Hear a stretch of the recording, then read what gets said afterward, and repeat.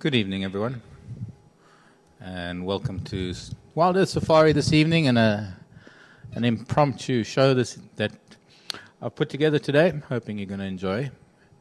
We had a lot of rain this morning. We had to make a call. It looked like it was going to be a very wet day, so we made a call and decided not to do FSC, and I hope you're going to enjoy this evening with me in the next half hour. I'm just wondering if sound isn't maybe a little too high. I'm going to try and get myself try and get the chat room up while I'm here, just to see if we can't see what you're all doing, if you can all copy me. I'm at a different computer to the normal computer, so I'd have to run between the two to see emails, and I would like you to send in an email or two, just in case I have a little bit of time at the end. I think we're not going to bother with that too much. Brian, I don't know if you're watching. Hang on a sec. I think this might be too loud.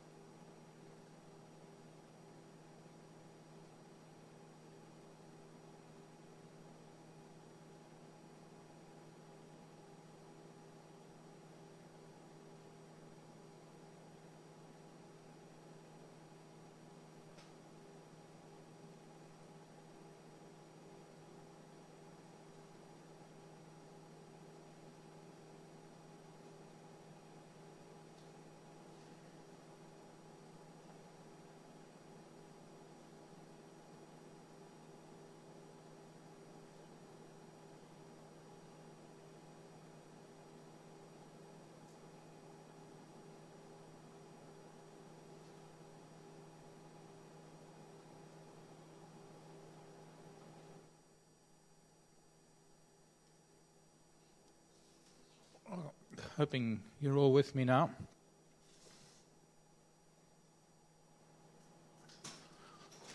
I'm trying to look back and see what's happening on the other computer, just to make sure that you are all here, or some of you are here at least, and that you're going to enjoy this evening with me. Welcome to Remarcable Creatures. I've got a few new shots and some shots that some people might have seen before, but some of them that I have used before I'm bringing up again, mostly because I've either spoken about it in the recent past or because it's perhaps relevant to what I've been talking about recently on Drive. And, well, I'm suddenly back on a Mac. And, of course, finding my way around a Mac again is a little, I wouldn't say daunting, but I've got to remember everything.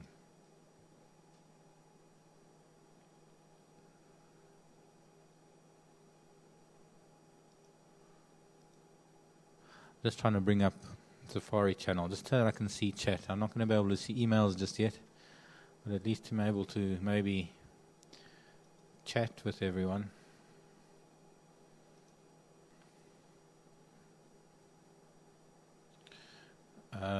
Or answer things, or at least see where everybody is.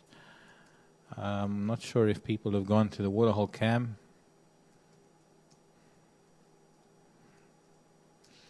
And I'm hoping that everybody is here with me now, migrating from one channel to another. And as I say that, my password doesn't work, and that's going to take too long. I'm somewhat inept when it comes to trying to do things fast on a computer that doesn't want to do things fast for me. But I am just going to take another 2 minutes just to hop over to the other computer. I would like to just confirm that that this is coming through properly. So please be with me. Be patient. I'll be with you in a sec.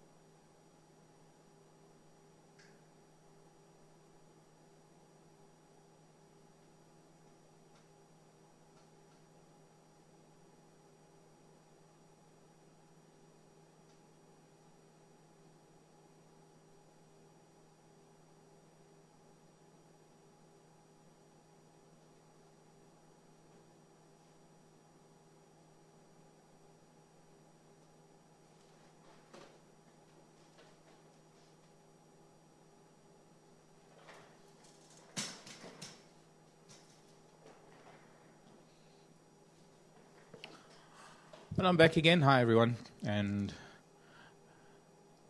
I've decided to put up this dung beetle shot. And it just so happens that Brian, at the end of drive, Brian in the UK was asking to see dung beetles. I know quite a few people have been asking to see dung beetles. Unfortunately, this time of the year, they aren't around very much anymore. Most of them have, I'd say, finished their life cycles. They're pretty much done with what they've had to do. They've rolled their dung, they've buried their eggs, and it's all got to wait until the spring comes and the new thunderstorms happen in spring when the new adults are going to emerge.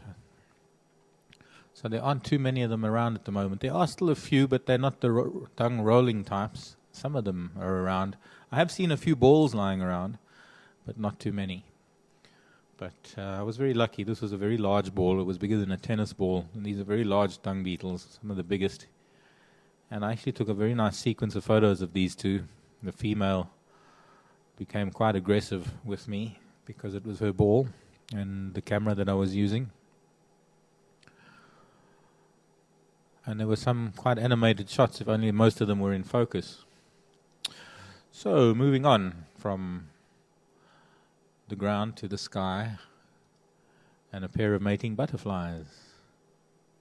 And these are commonly known as Natal acrea, A-C-R-E-A. The acreas are,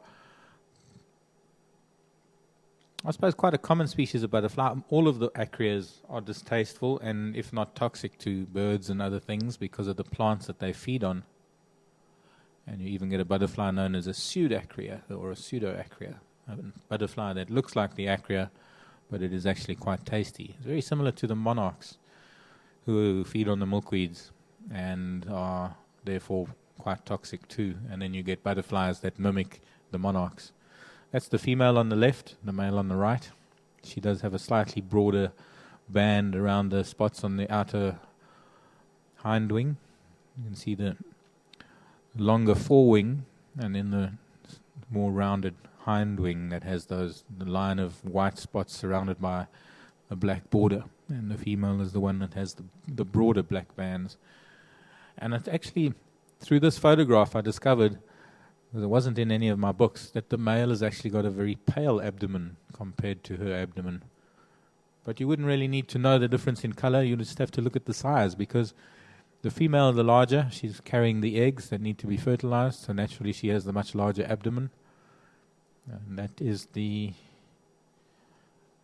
Natal acrea. We get another acrea known as the common acrea. And most of the acreas have very similar coloration and very similar markings. Now, recently on Drive, I mentioned the citrus swallowtail, and this is a photo that I have shown before. This is a citrus swallowtail whose pupa I had throughout the winter. I was living in a place where I had some lemon trees, and the citrus swallowtails filled these lemon trees with their larvae. And there was one pupa that had been knocked off of the tree, and I kept it safe until it pupated, and it actually pupated in my hat. So that's actually the inside of one of my old hats. And this butterfly emerged,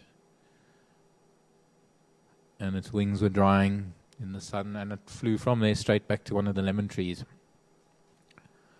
But that's the citrus swallowtail, one of the largest butterflies we get here. In fact, probably the largest.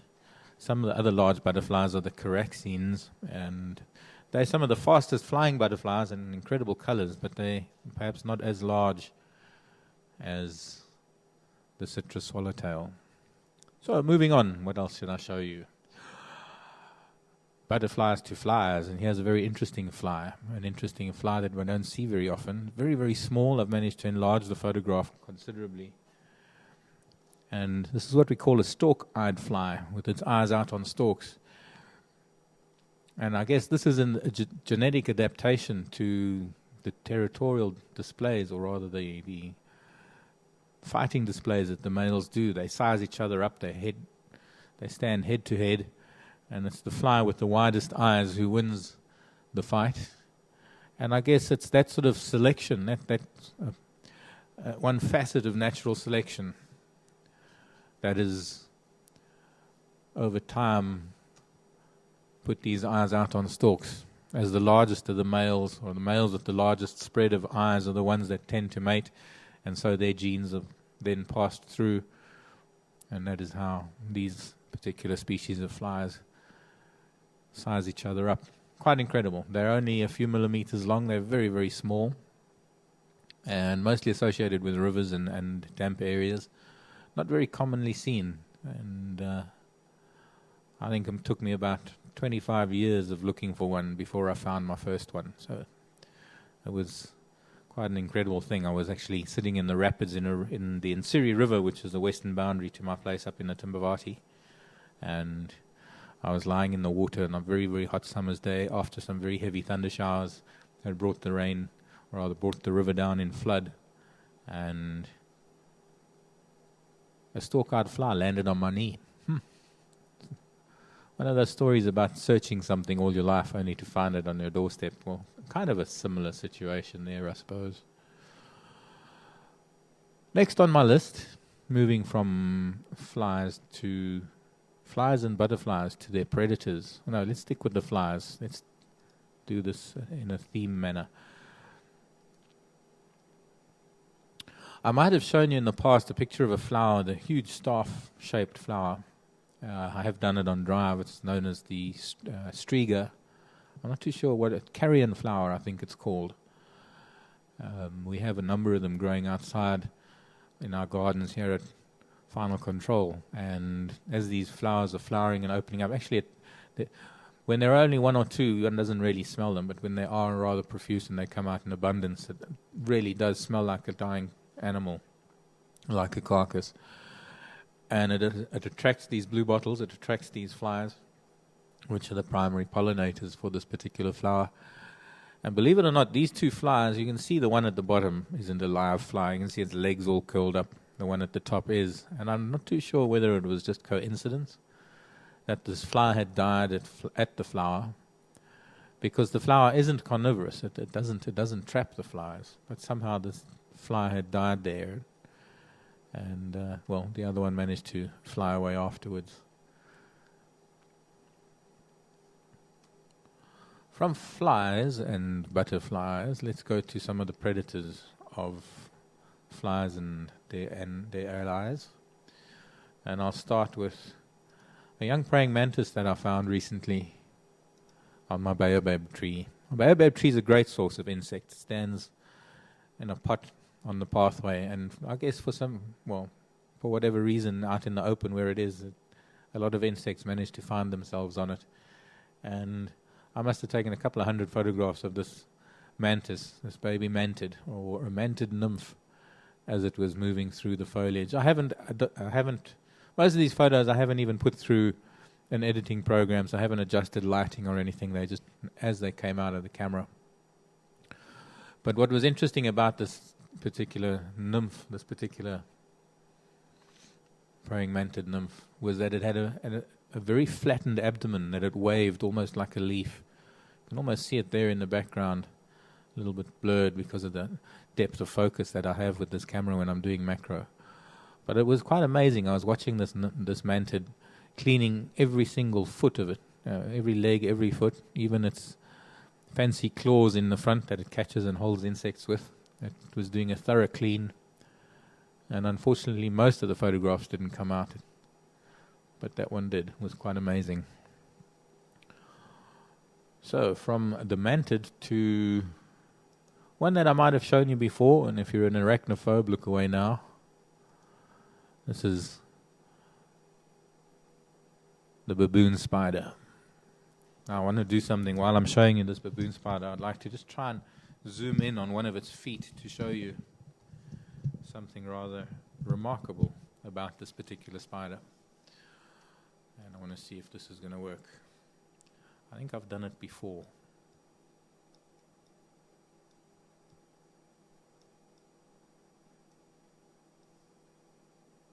It blurs a little bit when I zoom in very close. But there you go. The feet of the baboon spider are almost the same texture as the fingers and toes of a baboon in a miniature scale. Of course, the hairiness of the spider lends itself to the name baboon spider. And it's our African tarantula.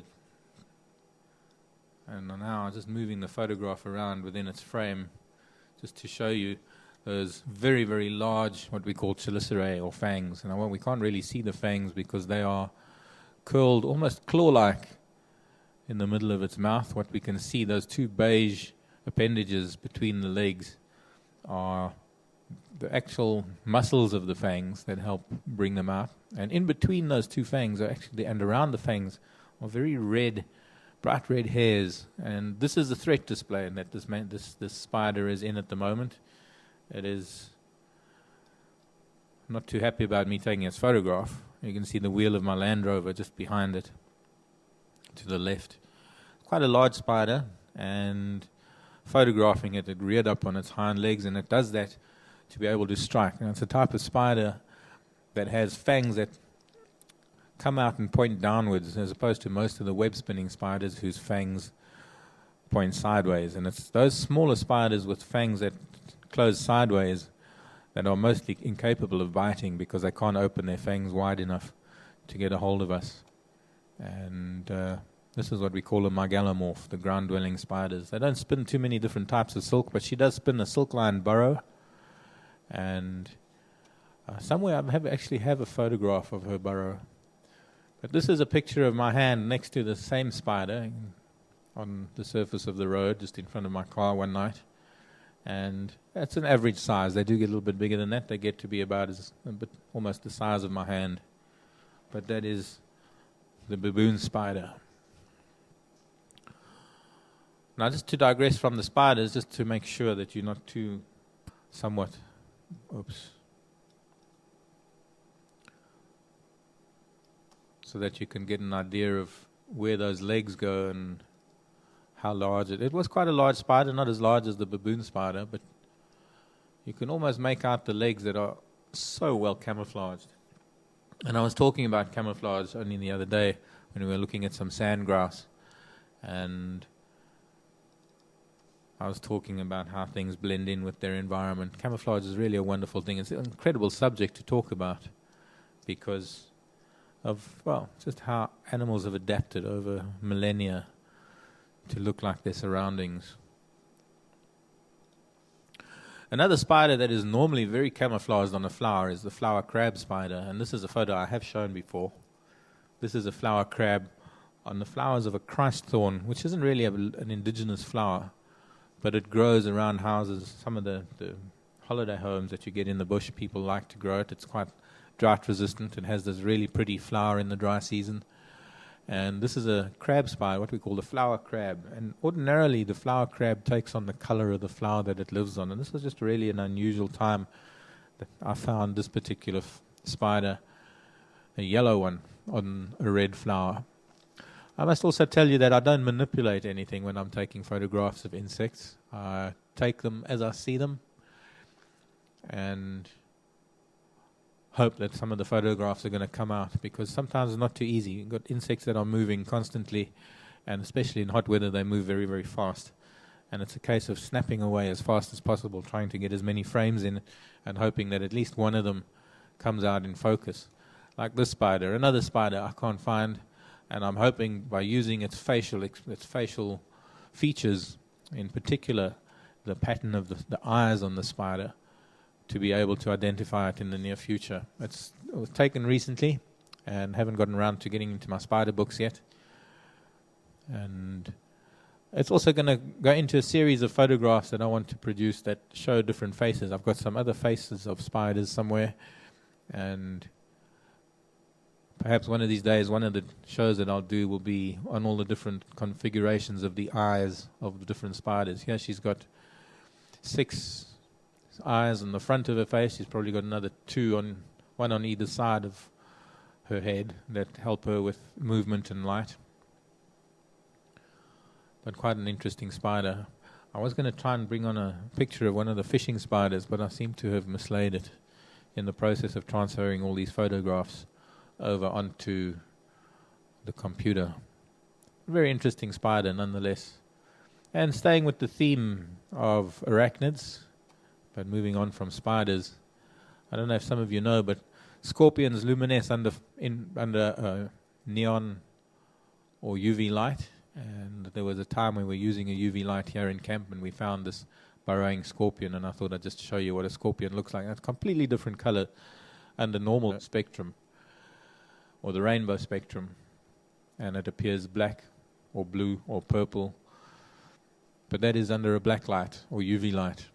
And it's quite remarkable to find scorpions in the summer months using one of those lights.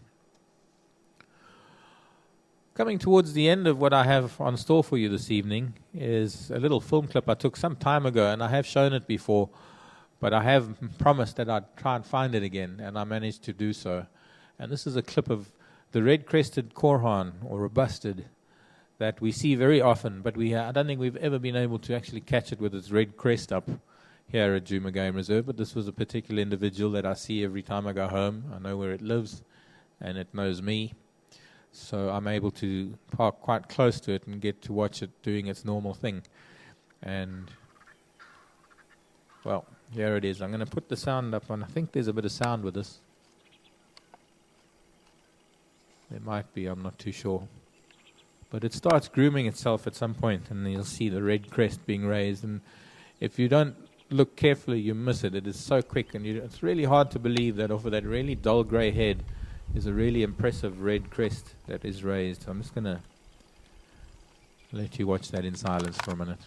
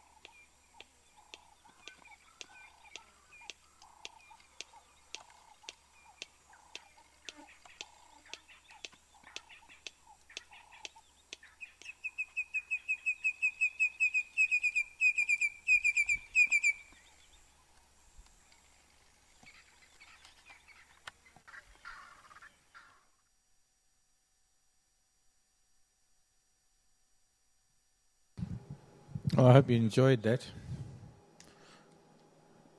Oops. Left the sound up. It takes me back home when I hear that, because the Franklins are here every day and the Korhans are here every day. And although I hear them here, there's something about the way they call when they're at home, and I can close my eyes and I can picture the exact spot that comes from. In fact, I can show you that spot because it's an area that I normally take photographs of the sunset. And I will close with that shot of the sunset, as I normally do. Quite often the very same tree in the sunset. But Shelley asked a question, and before I leave, I'd like to answer Shelley's question about the dung beetle. And Shelley was asking, why are there 2 dung beetles on the dung ball? And normally it's just the one, the female, that takes the dung beetle ball away and lays an egg in it. Shelley, this is what we call the nuptial ball. This is the mating ball. This is a male and a female. Now, very hard to tell which is which, but I'm guessing that it was the female in the front, because she was the one that was more defensive about the ball, and the male really doesn't really have that much to do with the ball. He just wants to be there for the lady's sake, to do his thing. And any other dung beetle, any other creature comes near the dung ball with the 2 on there, they get quite defensive about it, and they use those very powerful front legs to throw any competitors off of the dung ball. In fact, when I got the camera too close to this dung ball, this dung beetle was actually throwing the lens, well, pushing away at the lens of the camera.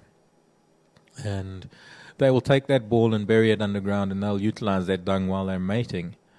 And probably it'll be maybe the first ball that she lays an egg in. I don't think so, though. I think it's more likely that's just the ball that they use for mating purposes. And then once she's had her eggs fertilized, she goes off and rolls another ball with an egg in it, and that becomes the ball that the larva feeds on. But it's only in the beginning of the season that we see 2 dung beetles on the ball, and one of them rolls the ball, the other one just sits tight on the ball, even when the ball rolls over it. And I'm convinced that it's the female that does all the rolling, not the male.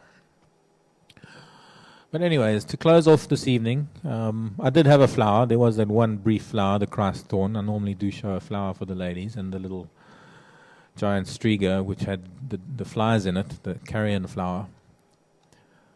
But I normally close off with the sunset, and there's a sunset from home that I visit almost every evening. It's on a little open patch of ground on the top of a slope. It's where that Redcrested Horn lives, looking west to the escarpment in the mountains, and considerably north of here, so I'm looking due west to the northern tip of the escarpment, whereas when we're here at Juma, we look west. We're looking a lot further south than this. But it's the same mountain range, the Drakensberg. One can see why it's called the Dragon's Back, because of the shape of the mountains. And just a magnificent spot for sunsets. And that brings me to the end of Remarkable Creatures this evening. I hope you've enjoyed it. And I hope to be able to do some more as the season closes and I manage to find some more insects and some more remarkable creatures out there. And hopefully we'll bring you another one of these days. Thank you very much for joining me. Take care, God bless, and good luck for the coming week. Bye for now.